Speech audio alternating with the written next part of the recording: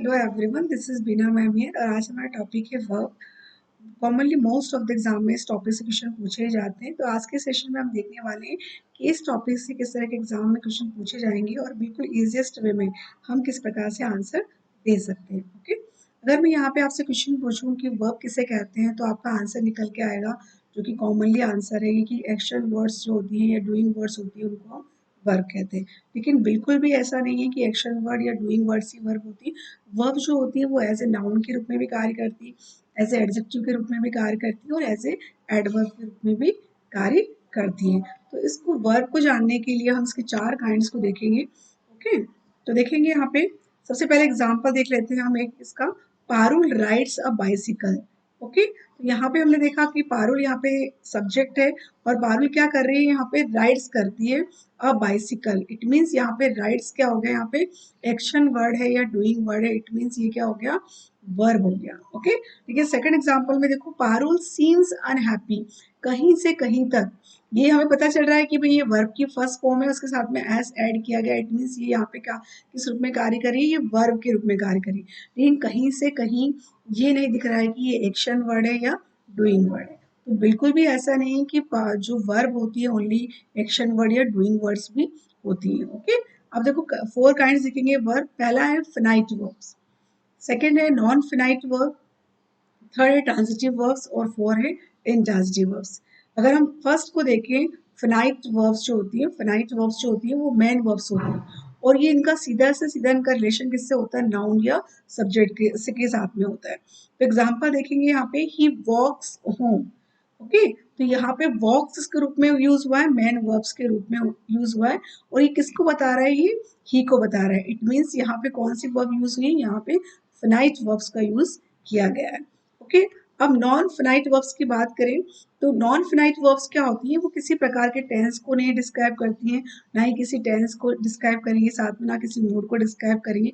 वो सब क्या होती है, नॉन फिनाइट वर्ब्स होती हैं। अब देखेंगे नॉन फिनाइट जो वर्ब्स होती है वो किस रूप में कार्य करेंगी। तो नॉन फिनाइट जो वर्ब्स होती है वो नाउन के रूप में कार्य करेंगी, वो एडवर्ब्स के रूप में कार्य करेंगी, वो एडजेक्टिव के रूप में कार्य करेंगी। कैसे कार्य करेंगी हम इसके थ्री काइंड से देखेंगे। ओके, तो नॉन जो फिनाइट वर्ब्स होती है उसके थ्री काइंड्स होते हैं।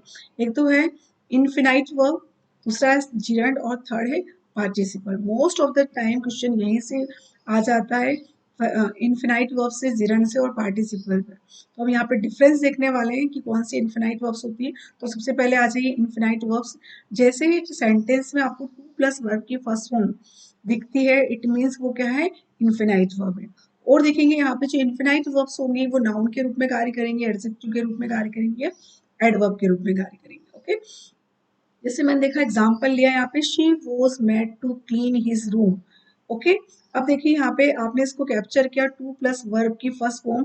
आप बिना सोचे समझे क्या कर दोगे, इसको इन्फिनाइट वर्ब कर दोगे या फिर आपका आंसर क्या हो जाएगा, नॉन फिनाइट वर्ब्स हो जाएगा। ओके, इन दोनों में से एक ऑप्शन दिया जाएगा आपको। ओके, अब देखो यहाँ पे टू क्लीन, यहाँ पे टू क्लीन किसको डिफाइन कर रहा है, यहाँ पे वर्ब को डिफाइन कर रहा है। इट मीन्स यहाँ पर ही किस रूप में यूज हुआ है, ये एडवर्ब के रूप में यूज हुआ है कि यहाँ पे उसको क्यों रखा गया है, उसको रखा गया है टू क्लीन, रूम साफ करने के लिए। ओके, अगर हम बात करें सेकेंड एग्जाम्पल की, मोहित लव्स टू टॉक। यहाँ पे देखो लव्स यहाँ पे वर्ब के रूप में कार्य कर रहा है, लेकिन यहाँ पे टू प्लस वर्ब की फर्स्ट फॉर्म ने क्या बताया है कि इसको वर्ब को डिफाइन किया है कि उसको क्या पसंद है, तो उसको क्या पसंद है, टू टॉक, उसे बातें करना पसंद है। इट मीन्स यहाँ पे इनफिनाइट वर्ब का यूज किया गया है। या तो ऑप्शन में आपको क्या दिया जाएगा, चारों दे दिए जाएंगे, या फिर जो नॉन फिनाइट वर्ब से उसकी जगह इनफिनाइट दिया जाएगा। तो आपको दोनों में से एक आंसर को क्लिक करना है, आपको दोनों में से कोई एक ऑप्शन देखने को मिलेंगे। अगर हम बात करें जिरंड की, ओके, जैसे हमने जिरंड की बात किया, आपको अच्छे से पता है कि वर्ब की फर्स्ट फॉर्म प्लस आईएनजी क्या होता है, जिरंड के रूप में कार्य करता है। लेकिन ये किस रूप में कार्य कर रहे हैं, ये नाउन के रूप में कार्य करते हैं। ओके, मैंने क्या कहा आपको, जिरंड क्या होती है, वर्ब की फर्स्ट फॉर्म प्लस आईएनजी। लेकिन जो जिरंड होती है वो किस रूप में कार्य करती है, वो नाउन के रूप में कार्य करती है। कैसे, एग्जाम्पल के थ्रू देखेंगे। यहाँ पे लिखा है swimming is very good for the body. अगर यहाँ पे देखा आपने swim plus ING, it means यहाँ पे वर्ब की first form plus ING use हुआ है और यहाँ पे स्विमिंग किस रूप में कार्य कर रहा है, यहाँ पे नाउन के रूप में कार्य करता है। तो यहाँ पे आपका आंसर क्या निकल के आ गया कि यहाँ पे कौन सी वर्ब यूज हुई है, तो यहाँ पे जिरंड का यूज किया गया है। सेकेंड एग्जाम्पल देखिए, smoking is prohibited in the hospital. Okay, आ जाइए आप वापस यहाँ पे, स्मोक प्लस आईएनजी, वर्ब की फर्स्ट फॉर्म प्लस आईएनजी है, और यहाँ पे स्मोकिंग किसके प्लेस पे आया है, नाउन के प्लेस पे आया है। इट मीन्स ये नाउन के रूप में कार्य कर रहा है कि जो स्मोकिंग है वो हॉस्पिटल में प्रोहिबिटेड है।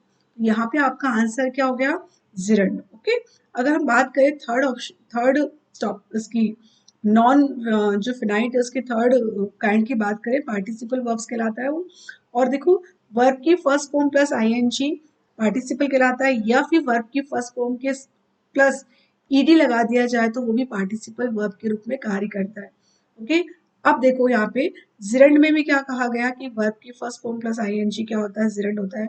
अगेन मैंने यहाँ पे कह दिया कि पार्टिसिपल जो होते हैं वर्ब की फर्स्ट फॉर्म प्लस आईएनजी या फिर वर्ब की फर्स्ट फॉर्म प्लस ईडी के रूप में कार्य करते हैं। लेकिन डिफरेंस देखेंगे यहाँ पे, जो पार्टिसिपल होंगे वो किसके रूप में कार्य करेंगे, वो एडजेक्टिव के रूप में कार्य करेंगे। इट मीन्स जो नाउन, ये वो क्या करेंगे, नाउन या प्रोनाउन की आपको की क्वालिटीज के बारे में बताएंगे। ओके, तो हमें बिल्कुल भी कंफ्यूज नहीं हो रहा है। जिरेंड क्या करेंगे, ये भी वर्ब की फर्स्ट फॉर्म प्लस आईएनजी होंगे, लेकिन वो किस रूप में कार्य करेंगे, वो नाउन के रूप में कार्य करते हैं। लेकिन जो पार्टिसिपल होते हैं वो भी वर्ब की फर्स्ट फॉर्म प्लस आईएनजी होंगे, लेकिन किस रूप में कार्य करेंगे, वो एडजेक्टिव के रूप में कार्य करेंगे। कैसे देखोगे, the singing bird is the main attraction at the event.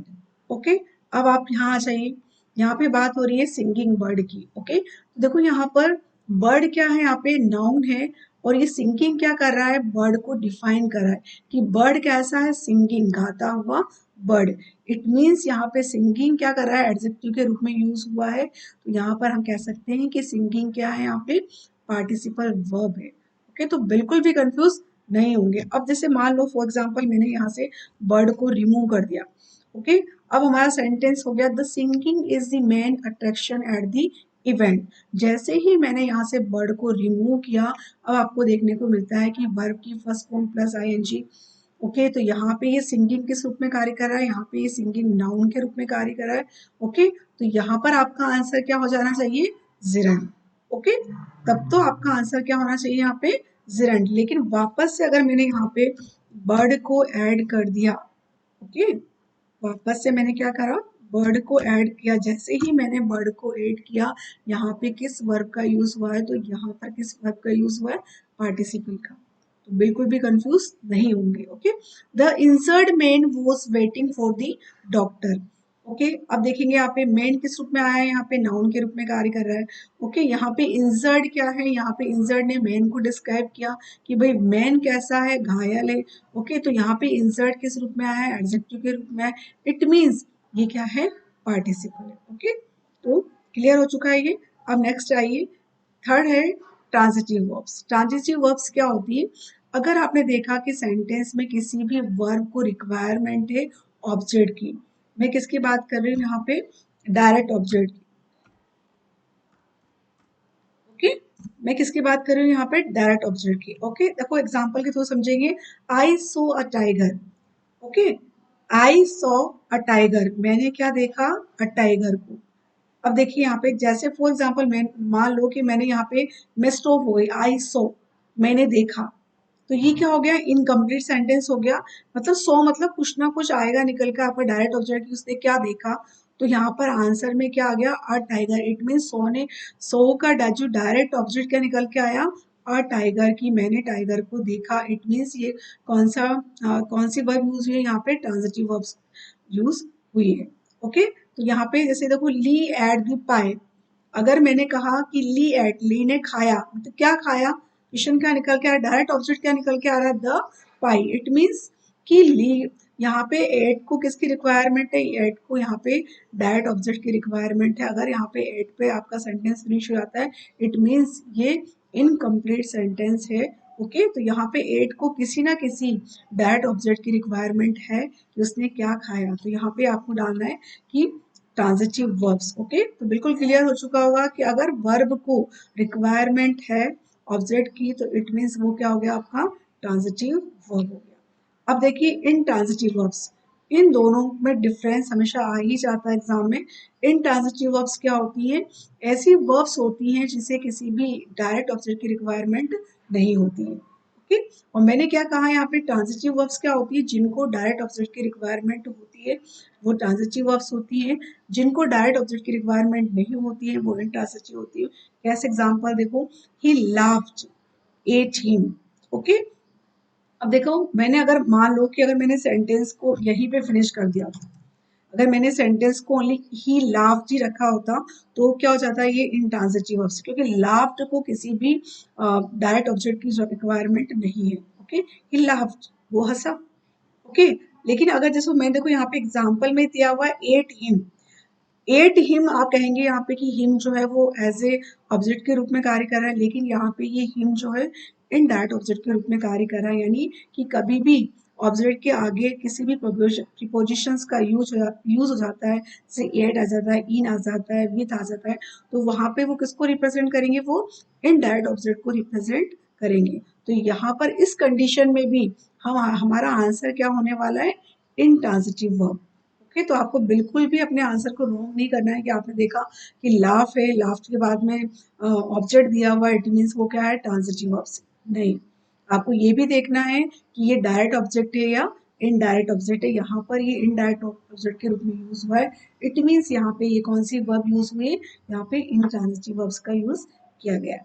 Okay, second देखो एग्जांपल, शी स्माइल्ड। अगेन देखो, शी स्माइल्ड स्टॉप हो गया कि शी स्माइल्ड, इसको स्माइल्ड को किसी भी ऑब्जेक्ट की रिक्वायरमेंट नहीं है, इट मीन्स ये क्या है, इंट्रांजिटिव वर्ब्स है। अगर मैंने कहा दिया एट हिम, एट हर, तो अगर ऐड कर दिया उसके बावजूद भी क्या आने वाली, इंट्रांजिटिव वर्ब्स। तो एक एग्जांपल देखेंगे, he told a joke. Okay, अब देखो उसने कहा, अब इस टोल्ड को रिक्वायरमेंट है किसी ना किसी ऑब्जेक्ट की, जैसे कि मान लो कि उसने स्टोरी कही या फिर उसने झूठ कहा, तो यहाँ पे कुछ ना कुछ तो कहा है, इसके बिना क्या होगा, आपका जो सेंटेंस है वो कंप्लीट नहीं होगा। तो यहाँ पर टोल्ड को ने क्या, टोल्ड के आगे क्या दिया हुआ है, डायरेक्ट ऑब्जेक्ट दिया हुआ है कि भाई उसने एक जोक कहा, तो इट मीन्स ये क्या हो गया, ट्रांजिटिव वर्ब हो गया। तो बिल्कुल भी आपको ट्रांजिटिव और इंट्रांजिटिव वर्ब में कंफ्यूज नहीं होना है। आपके वर्ब में मैंने लास्ट ईयर के जो क्वेश्चंस देखे उसमें ज़्यादा से ज़्यादा आपके क्वेश्चंस इन तीन से बनते हैं कि नॉन फिनाइट वर्ब्स क्या होती हैं, ट्रांजिटिव वर्ब्स क्या होती हैं और इंट्रांजिटिव वर्ब्स क्या होती हैं। ओके, तो ये था आपका वर्ब्स।